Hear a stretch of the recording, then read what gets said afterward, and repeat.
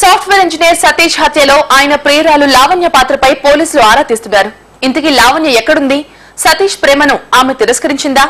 ఎవరి కోసం ఆమె నిందితురాలుగా మారింది అనే కోణంలో దర్యాప్తు ప్రారంభమైంది.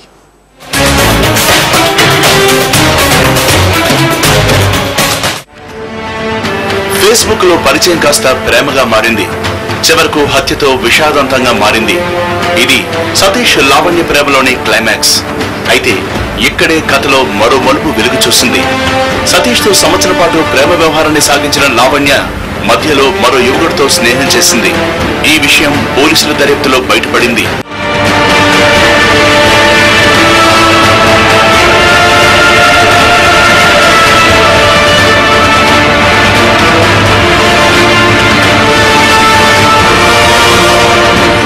ఫిబ్రవరి 1వ తేదీన ఉదయం 10:30 గంటలకు సతీష్ అమీర్పేటకు వచ్చి లావణ్యను కలుసుకున్నాడు.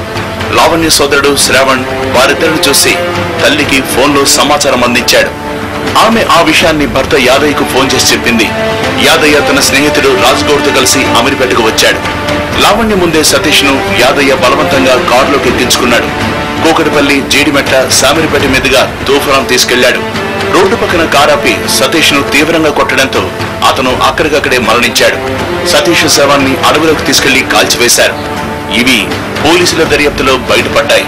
కోపంతోనే అతన్ని ఆ రోజు నుంచి కిడ్నాప్ చేసి తీసుకెళ్లారు. అతన్ని తీసుకెళ్లి తూప్రాన్ పరిసర ప్రాంతాల్లో చంపేసి అక్కడనే అడవిలో అతన్ని కాల్చేసి అక్కడనే పెట్రోల్ పోసి కాల్చేశారు. అక్కడనే పెట్రోల్ కొనుక్కొని కాల్చేసిన తర్వాత మళ్ళా 3 రోజులకు వెళ్ళి మిగిలిపోయిన అస్థికల వాటి బూడిద వంటిని ఒక బ్యాగులో వేసి తీసుకొచ్చి కుత్బుల్లాపూర్ మున్సిపల్ ఆఫీస్ సమీపంలో ఒక నాలలో పడేశారు.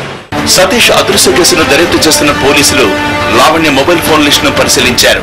బెంగళూరులో ఉద్యోగం చేసుకున్న సతీష్ తో నిరంతరం ఫోన్లో మాట్లాడే లావణ్య అదే స్థాయిలో అమీర్పేటలో నివసించే మరో యువకుడితో కూడా ఫోన్లో సంభాషించేదని తేలింది.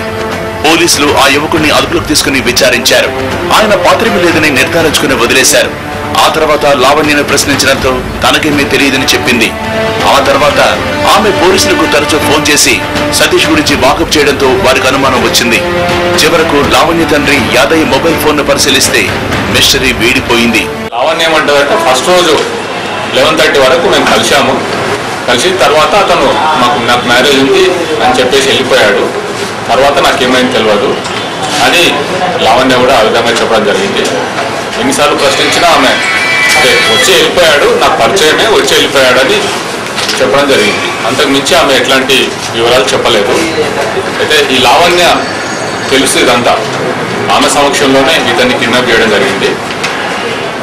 తెలిసి కూడా ఆమె మాకు చెప్పలేదు, వివరాలు చెప్పకుండా తెలియనట్టుగా ఆమె నటించింది.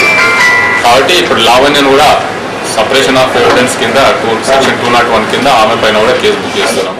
సతీష్ హత్య కేసులో లావణ్య తండ్రి యాదయ్య, ఆయన స్నేహితుడు రాజగౌడ్ను పోలీసులు అరెస్ట్ చేశారు. ఈ హత్యలో లావణ్య ప్రమేయంపై పోలీసులు ఆరా తీస్తున్నారు. తల్లిదండ్రులకు భయపడి లావణ్య సతీష్ ను అమీర్పేటకు పిలిచిందా అనే కోణంలో దర్యాప్తు చేస్తున్నారు. లావణ్యతో పాటు ఆమె తల్లి సోదరుడిపై కూడా కేసు నమోదు చేశారు. పరారీలో ఉన్న ఈ ముగ్గురు కోసం పోలీసులు గాలిస్తున్నారు. కన్న కూతురు కోసం తల్లిదండ్రుల్ని కాదనలేని కూతురు, చెల్లెల కోసం అన్న, ఇలా అందరూ హత్య కేసులో ఇరుక్కోవడం ఈ కేసులో ట్విస్ట్.